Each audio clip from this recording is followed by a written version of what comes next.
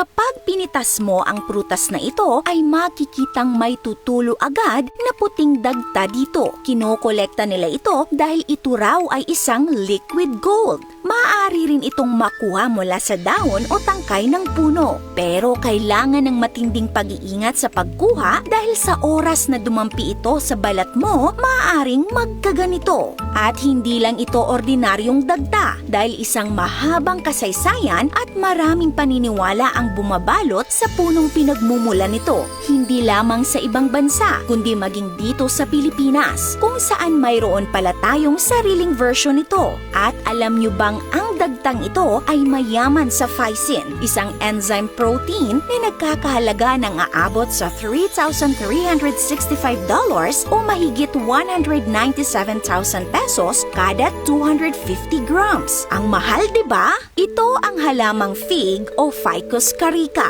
Isa ito sa mga pinakaunang puno na cultivated sa mundo. Nagmula ito sa isang malawak na lugar mula Turkey hanggang northern India. At kalaunan kumalat na rin ito sa iba't ibang panig ng mundo, lalo na sa Mediterranean region. Isa itong maliit na puno na ang taas ay naglalaro sa 3 to 39 feet. Mayroon itong malalapad at medyo magagaspang na dahon at bilog na prutas. Noong sinaunang panahon, ang prutas ng fig ay isa sa mga pangunahing pagkain ng mga Greek. Mayaman ito sa calcium, potassium, phosphorus at iron. At dahil sa gana at madaling makuha, tinawag pa nila itong poor man's food. Ibang usapan naman pagdating sa dagta nito. Ang dagta ng fig o mas kilala bilang fig sap o fig milk ay itinuturing na napakahalaga. Kaya tinatawag ito ng ilan na liquid gold dahil sa malawak nitong benepisyo at maraming gamit nito sa tradisyonal na gamot at modernong paggamot.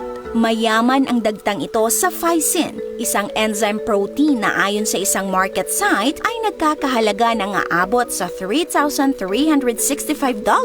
o mahigit 197,000 pesos kada 250 grams. Linawin lang natin, ang presyong ito ay para sa finished product na phycin at hindi po ang mismong dagta ng fig tree. Ang nagpo-produce ng produktong phycin ay mga pharmaceutical companies. Bale, ine-extract nila ang phycin mula sa dagta ng fig tree through purification and isolation. Madali lamang makuha ang fig sap. Pumitas ka lang ng prutas o dahon nito at agad natutulo ang maputing dagta at ready na itong kolektahin agad. Ang dagta kasi na ito ay bahagi ng natural defense mechanism ng puno. Tumutulong na protektahan ito mula sa mga peste, sakit at impeksyon. Ang pagiging sticky nito ay nagsisilbing selyo o natural bandage sa nakat na bahagi para maiwasan ang karagdagang pinsala. Gayunpaman, kailangan ding mag-ingat sa pagkuha nito dahil maaari itong magdulot ng pangangati at pamumula kapag direktang dumikit sa balat. Sa kabila nito, kapag ginamit ng tama ay may mga benepisyo pala ang fig sap sa balat natin. Sa Biblia mismo, binanggit ni Propeta Isaiah ang fig bilang gamot sa pigsa.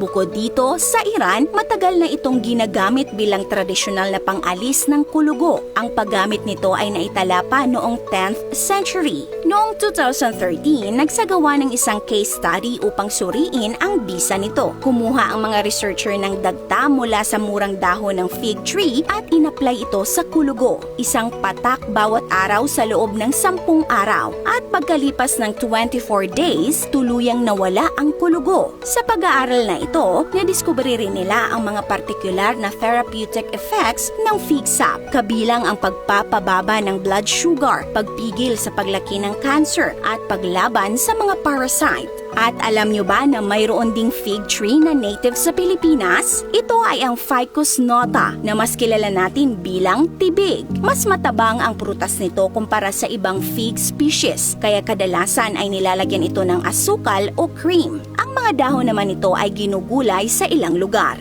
Bukod sa pagkain, may mga tradisyonal ding paniniwala tungkol sa tibig. Ayon sa ilan, nakakatulong ang tubig o katas mula sa puno bilang pampawala ng sakit sa kalamnan, lagnat at impeksyon sa ihi. Sinasabi rin na ang sanga at balat nito ay ginagamit para sa high blood, diabetes at mga sakit sa paghinga tulad ng hika at ubo. Pero sa ngayon, ang iminumungkahi pa lamang ng mga pag-aaral ay ang potensyal na benepisyo ng tibig sa tao, gaya din ang pagtulong laban sa impeksyon, pagpapaputi ng balat, pagpigil sa abnormal cell growth, at pagkontrol sa uric acid. Maraming posibleng benepisyo ang matatagpuan natin sa kalikasan, ngunit mahalaga pa rin ang tamang pananaliksik para masiguro ang ligtas at epektibong paggamit nito. Nagustuhan niyo ba ang content natin today, mga ka-awesome? Kung oo, mag-comment ng big yes. This is Ate O from our Republic. Hanggang sa muli and stay awesome!